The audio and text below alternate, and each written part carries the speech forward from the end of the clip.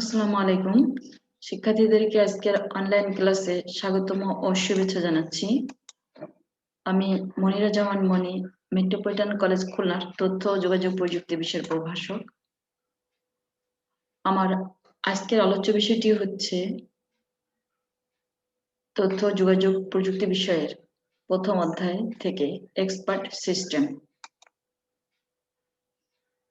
আজকের আলোচনা থেকে শিক্ষার্থীদের যে শিখন ফল অর্জিত হবে তা হচ্ছে এক্সপার্ট সিস্টেমের সংজ্ঞা শিক্ষার্থীরা দিতে পারবে, এক্সপার্ট সিস্টেমের বৈশিষ্ট্যগুলি উল্লেখ করতে পারবে, এক্সপার্ট সিস্টেমের সুবিধা ও অসুবিধা সমূহ ব্যাখ্যা করতে পারবে, ইহা ব্যবহারের ক্ষেত্রসমূহ সম্পর্কে বর্ণনা করতে পারবে।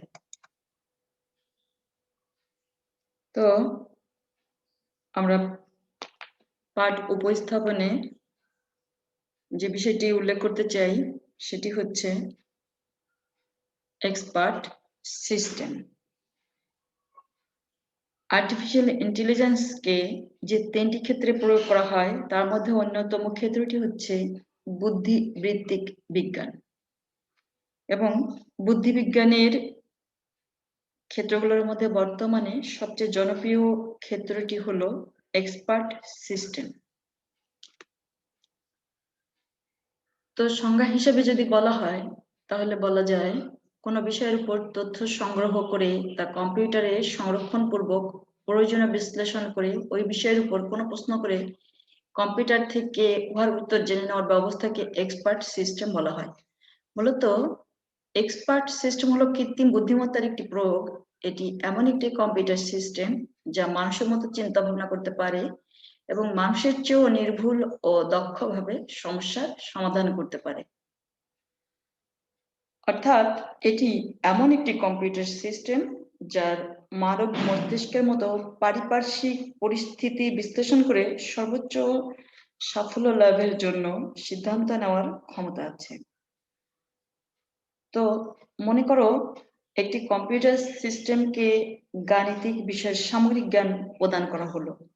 এখন কোনো মানুষ যদি তার প্রয়োজন হয় তাহলে সে সেই কম্পিউটার সিস্টেমকে প্রশ্ন করে তার প্রয়োজন অনুযায়ী উত্তর নির্ভুলভাবে এবং দ্রুত বেগে কম্পিউটার সিস্টেম থেকে পেতে পারে।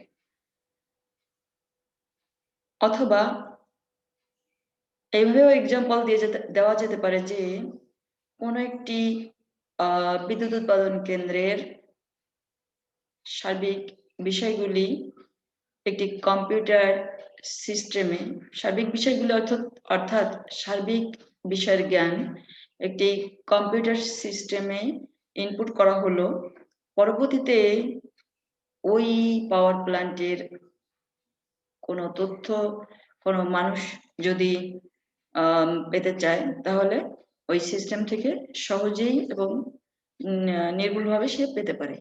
আবার যদি ওই পাওয়ার প্ল্যান্টে এমন কোনো দুর্ঘটনা ঘটে যে ক্ষেত্রে একজন মানুষ দ্রুত বেগে কোনো সিদ্ধান্ত নিতে অনেক সময় নাও পারে, কারণ একজন মানুষ পরিবেশ পরিস্থিতি এবং তার আবেগের মাধ্যমে প্রভাবিত হয়, যা একজন মানুষকে অনেক সময় নিষ্ক্রিয় করে রাখে। কিন্তু যেহেতু কম্পিউটার সিস্টেম কোনো আবেগীয় প্রতিক্রিয়া দ্বারা প্রতিক্রিয়াশীল হয় না, ফলে কম্পিউটার সিস্টেম তার অভ্যন্তরে যে কৃত্রিম বুদ্ধিমত্তা বা আর্টিফিশিয়াল ইন্টেলিজেন্স প্রদান করা হয় সেই সিস্টেম অনুযায়ী সে মুহূর্তেই তার সিদ্ধান্ত নিতে পারে এবং পরিবেশ পরিস্থিতির সাপেক্ষে প্রয়োজনীয় কার্যাবলী সম্পাদন করতে পারে। এটি হচ্ছে মূলত এক্সপার্ট সিস্টেমের ব্যাপার। আশা করি তোমরা এই বিষয়টি বুঝতে পেরেছ।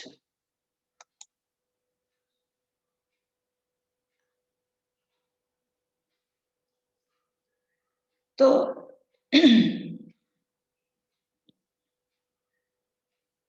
উচ্চ ক্ষমতা সম্পন্ন অনেকগুলো মাইক্রোপ্রসেসর ও চিপ ব্যবহার করে প্রোগ্রামিং এর মাধ্যমে কম্পিউটারে আর্টিফিশিয়াল ইন্টেলিজেন্স বা কৃত্রিম বুদ্ধিমত্তা প্রদান করা হয়।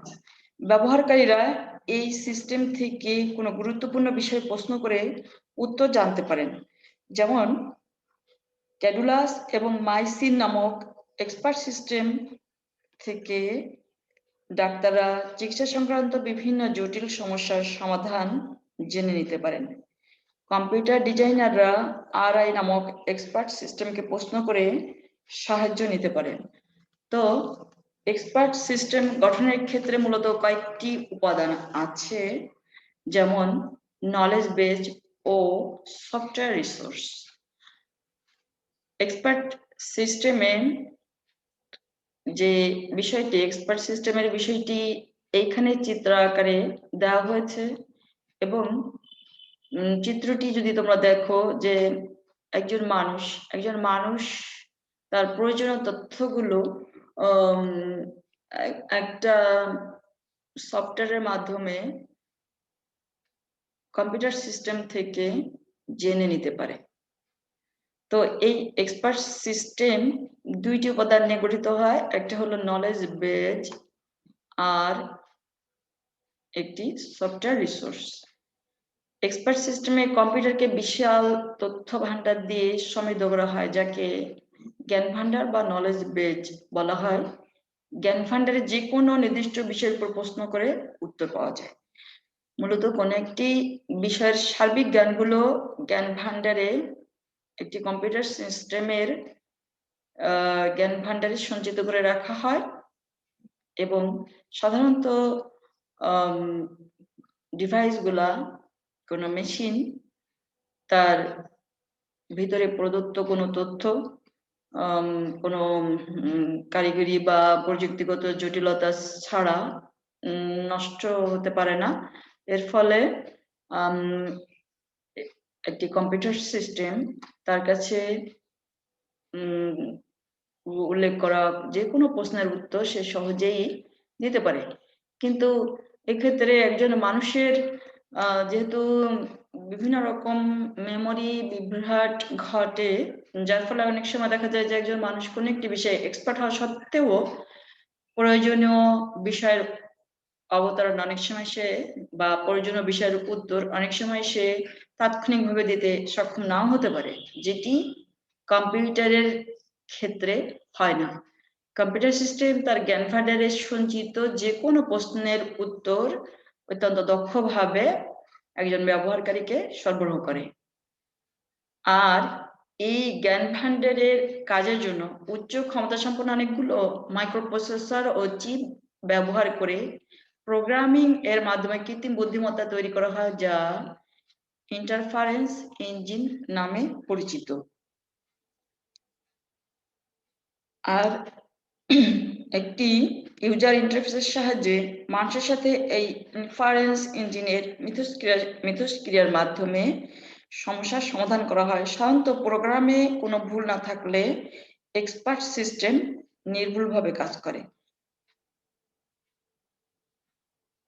প্রোগ্রামে ভুল থাকলে স্বাভাবিকভাবেই এক্সপার্ট সিস্টেম ভুল করবে, কিন্তু প্রোগ্রাম সঠিক হলে এক্সপার্ট সিস্টেমটাও সঠিকভাবে কাজ করতে পারে।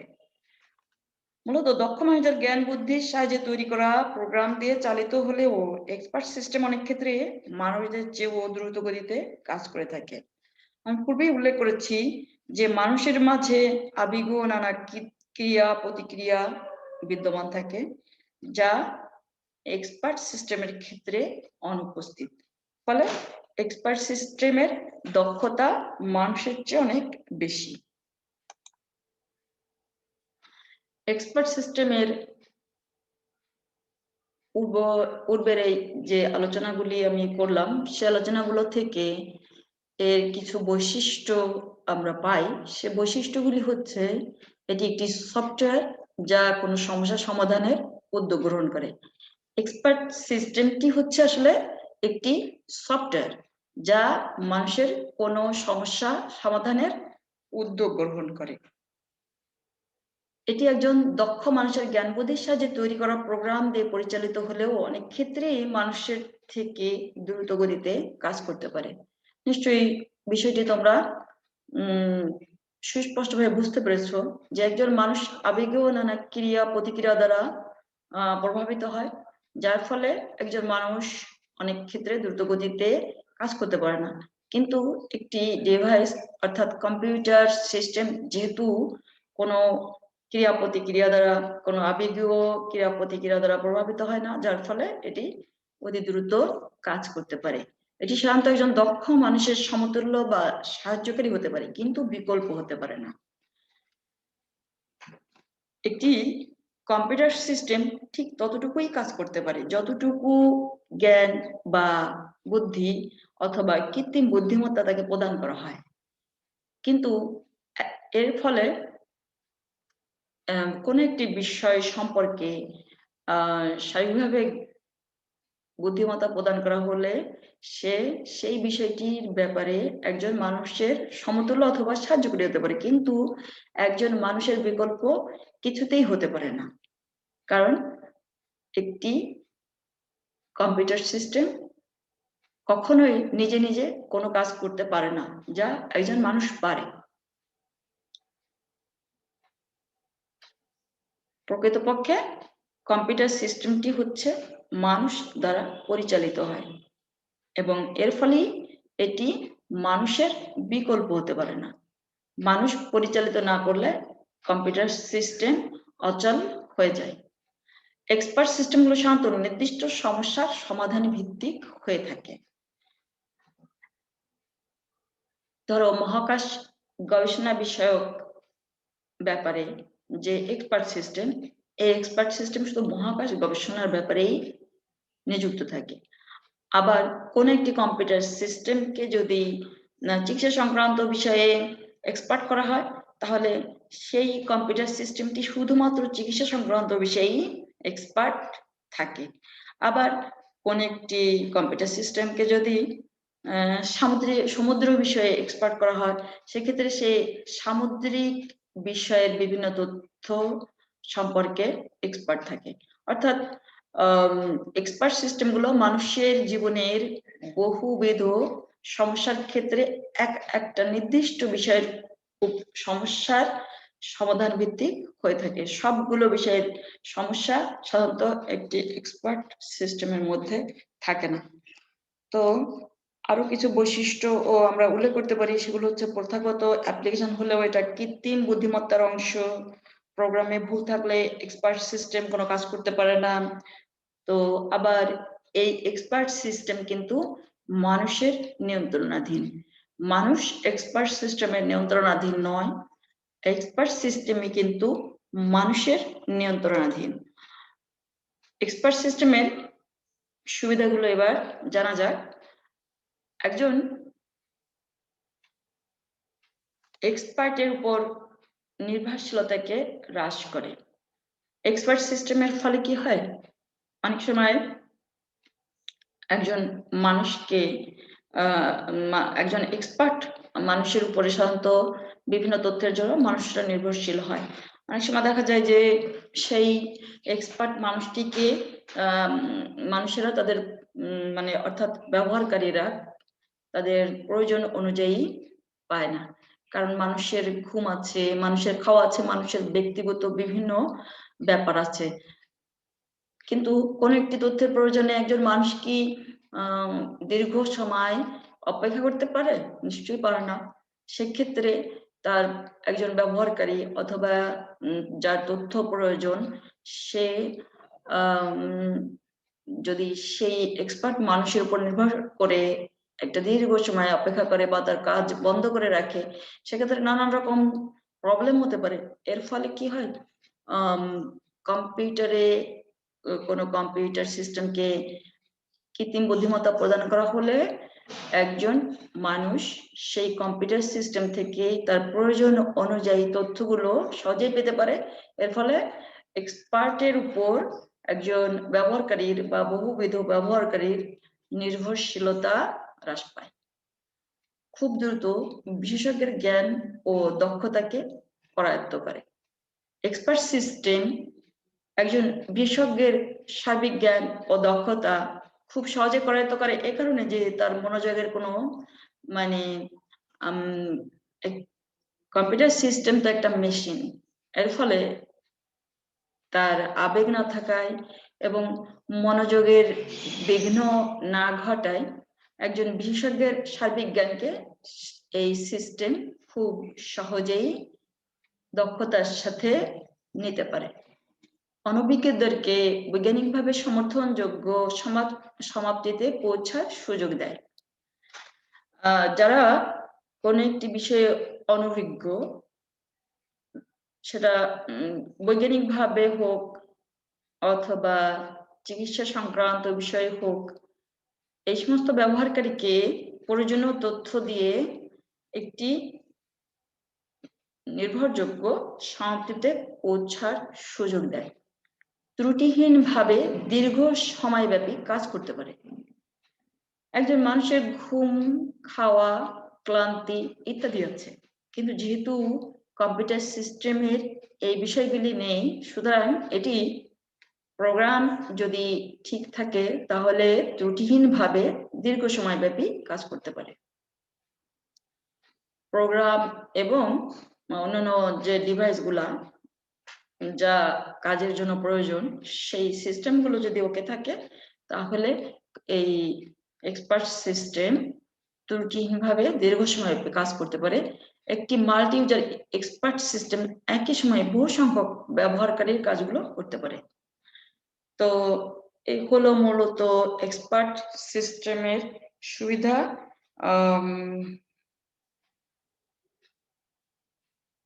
আরো কিছু ব্যাপার যে কোনো একটি বিষয় যা বারবার সংঘটিত হয়, এ ধরনের সিদ্ধান্ত, প্রক্রিয়া ও কাজগুলোর ক্ষেত্রেও এটি সংগতিপূর্ণ উত্তর প্রদান করে। এই হলো মূলত এক্সপার্ট সিস্টেমের কিছু সুবিধা। এবার জানবো আমরা কিছু অসুবিধা সম্পর্কে। অচেনা পরিস্থিতিতে মানব বিশেষজ্ঞদের মতো সৃষ্টিশীল সাড়া দিতে পারে না।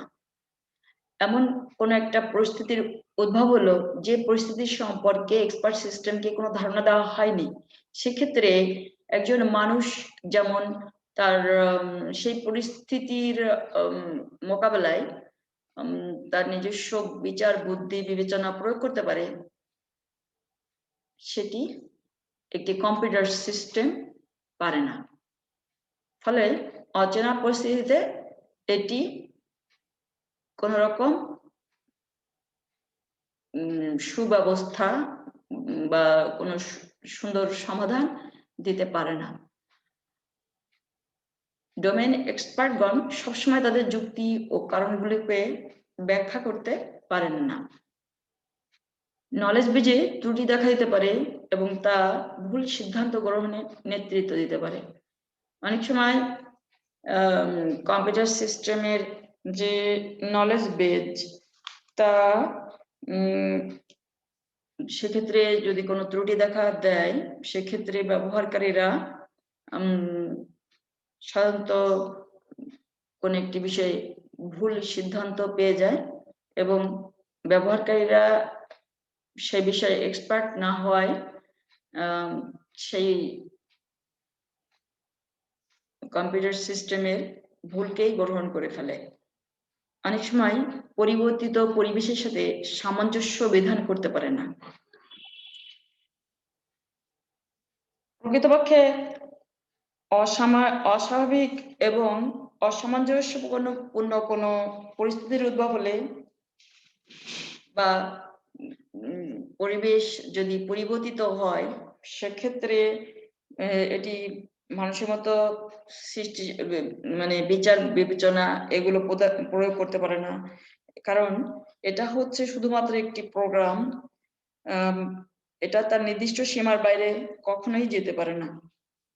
এর ফলে এটি প্রয়োজন অনুযায়ী পরিবর্তিত পরিবেশের সাথে সামঞ্জস্য বিধান করতে পারে না।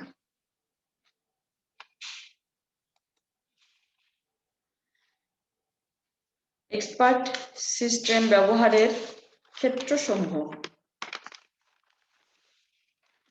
মানব শরীরের রোগ নিরাময়ে এক্সপার্ট সিস্টেম ব্যবহার করা হয়। বিভিন্ন ডিজাইনের ত্রুটি সংশোধনে এই সিস্টেমটি ব্যবহার করা হয়। জেট বিমান চালনায় পরিকল্পনা ও শিডিউল তৈরিতে এক্সপার্ট সিস্টেম ব্যবহার করা হয়। ভূগর্ভস্থ তেল ও খনিজ অনুসন্ধানের ক্ষেত্রেও ব্যবহার হয়। শিক্ষামূলক ও টিউটোরিয়াল সফটওয়্যারে ও এক্সপার্ট সিস্টেম ব্যবহার করা হয়। মোটামুটি মেশিন বা সিস্টেমের লজিক সিমুলেশনে, নলেজ ম্যানেজমেন্টে ইত্যাদি ক্ষেত্রে এই এক্সপার্ট সিস্টেমের ব্যবহার দেখা যায়। বিভিন্ন এক্সপার্ট সিস্টেমের নাম এবং ব্যবহার। যেমন একটি এক্সপার্ট সিস্টেম এখানে ডিপ ব্লু, যা দিয়ে দাবা খেলা ও এর বিচারক হিসেবে ব্যবহার করা হয়। ডিপ ব্লু একটি সফটওয়্যার যেটা দাবা খেলা ও এর বিচারক হিসেবে ব্যবহৃত হয়। ইন্টার্নিস্ট, এটি বিশেষজ্ঞ চিকিৎসকের মতো চিকিৎসা পরামর্শ প্রদানে ও নির্ভুলভাবে জটিল রোগের সার্জারি করতে সক্ষম। মাইসিন এবং ক্যাডুলাস দক্ষ চিকিৎসকের ন্যায় উল্লেখযোগ্য সংখ্যক চিকিৎসা সংক্রান্ত সমস্যার সমাধান করতে পারে। ডেন্ড্রাল, এই সফটওয়্যারটি দ্বারা সহজে প্রোগ্রাম শেখা যায়। আর প্রসপেক্টর, এর দ্বারা খনিজ পদার্থ ও আকরিক অনুসন্ধান করা হয়। আমাদের পরবর্তী ক্লাসে আমরা রোবোটিক্স বিষয়ে আলোচনা করব ইনশাল্লাহ।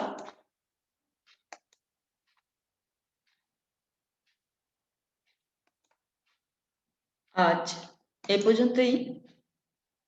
তোমাদেরকে ধন্যবাদ জানিয়ে আমার ক্লাস শেষ করছি।